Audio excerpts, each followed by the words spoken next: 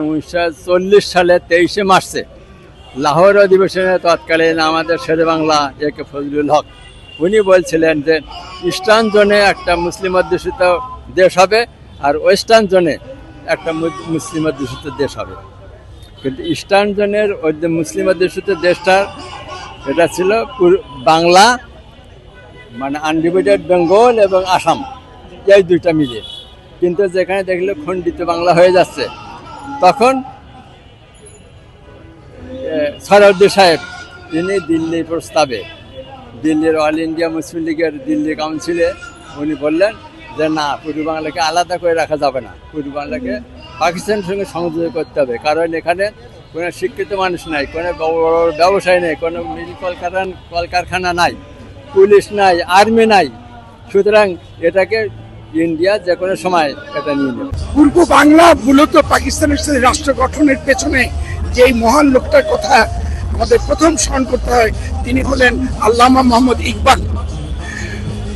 এই অলরেডি পূর্ব বাংলা এত বিচ্ছিন্ন একটা জায়গা, এই নিয়ে তখনকার মানে মুসলিম নেতৃত্ব চিন্তা করতে পারেনি যে পূর্ব বাংলা আলাদা করে একটা রাষ্ট্র তৈরি সম্ভব।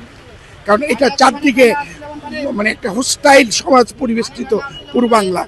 কিন্তু আল্লামা ইকবাল তখন উনি কায়েদে আজম মোহাম্মদ আলী জিন্নাহকে বলেছেন যে কোনো প্রকারই হোক পূর্ব বাংলাকে পাকিস্তান আন্দোলনের সাথে যুক্ত করতে হবে। কায়েদে আজম মোহাম্মদ আলী জিন্নাহ এই জিনিসটা অত্যন্ত হৃদয়ভাবে গ্রহণ করেছেন এবং স্বাধীনতা আন্দোলনের 47-এর স্বাধীনতা আন্দোলনের বিভিন্ন কার্যক্রমের সাথে পূর্ব বাংলাকে অন্তর্ভুক্ত করেছে। পূর্ব বাংলা সেদিন স্বাধীন, আমাদের কৃতজ্ঞ হওয়া উচিত মোহাম্মদ ইকবালের কাছে, আমাদের কৃতজ্ঞ উচিত কায়েদে আজম মোহাম্মদ জিন্নাহর কাছে। না হয় এই যেই শাহবাগ বা যেখানে দাঁড়িয়ে কথা বলছি, আমরা একজন পরাধীন লোকদের মতো করে বসবাস করতে হবে। আজকে এই স্বাধীন চেতনাভাবে বুক ফুলিয়ে দাঁড়া আমাদের পক্ষে সম্ভব ছিল না এবং এর ভিতরে রয়েছে এর গুরুত্ব। 1947 সালের আজাদি কেন জরুরি ছিল? 1947 সাল হঠাৎ আসেনি ইতিহাসে, এর পেছনে একটা দীর্ঘ ইতিহাস আছে। আমাদেরকে সেই দীর্ঘ ইতিহাস খুঁজতে গেলে মিনিমাম আমাদেরকে সেই ইখতিয়ারউদ্দিন বখতিয়ার খিলজি যখন 1204 সালে এদেশে পদার্পণ করে, 1204 থেকে 1757 একটা ধারাবাহিকতা ছিল আমাদের। 1757 পর সে ধারাবাহিকতার পতন ঘটে।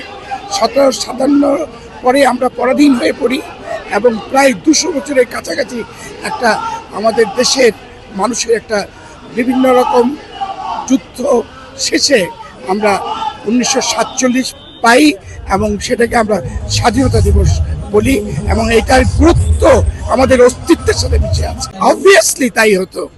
আমরা কাশ্মীরের দিকে চোখে ফেললে তাই দেখেছি, হায়দ্রাবাদে এই অবস্থা দখল করে ফেলেছে এবং আরও ছোট ছোট কতগুলো ভারতের ভিতরে স্বাধীন রাজ্য ছিল, সেগুলো গিলে খাওয়া হয়েছে এবং সবশেষ 1948 সালে সিকিম হয়ে গেছে। বাংলাদেশের ভাগ্য তেমনটি ঘটতো।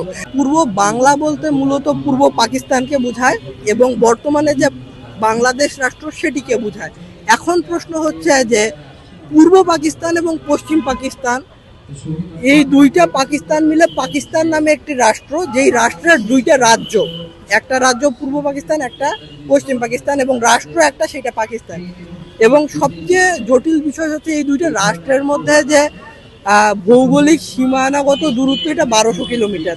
এখন প্রশ্ন হচ্ছে যে এই দুইটা রাষ্ট্রকে কেন একত্রে একটি স্বাধীন রাষ্ট্র করা হইলো?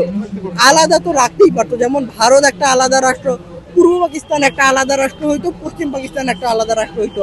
কিন্তু যেহেতু পূর্ব পাকিস্তান বা পূর্ব বাংলা বা বাংলাদেশ নামক যে ভূখণ্ডটা এবং পশ্চিম পাকিস্তান বা পাকিস্তান নামক যে ভূখণ্ডটা, এই ভূখণ্ডে যারা স্থায়ী নাগরিক আছে বা যারা যে মানুষগুলো স্থায়ীভাবে বসবাস করে, এরা সিংহভাগ মানুষ, বেশিরভাগ মানুষ দেখা যাচ্ছে যে ইসলাম ধর্মের অনুসারী। বাংলাদেশের 90% মানুষ ইসলাম ধর্মের অনুসারী এবং পাকিস্তানেরও বিপুল সংখ্যক মানুষ ইসলাম ধর্মের অনুসারী। যেহেতু ধর্মীয় বিশ্বাসগত একটি মিল ছিল, এই মিল থাকার কারণে পূর্ব পাকিস্তান এবং পশ্চিম পাকিস্তান, যেটি বর্তমান বাংলাদেশ এবং বর্তমান পাকিস্তান, এই বাংলাদেশ এবং পাকিস্তান এই দুটিকে একটি স্বাধীন রাষ্ট্র হিসেবে ব্রিটিশরা স্বাধীনতা দিয়েছিল।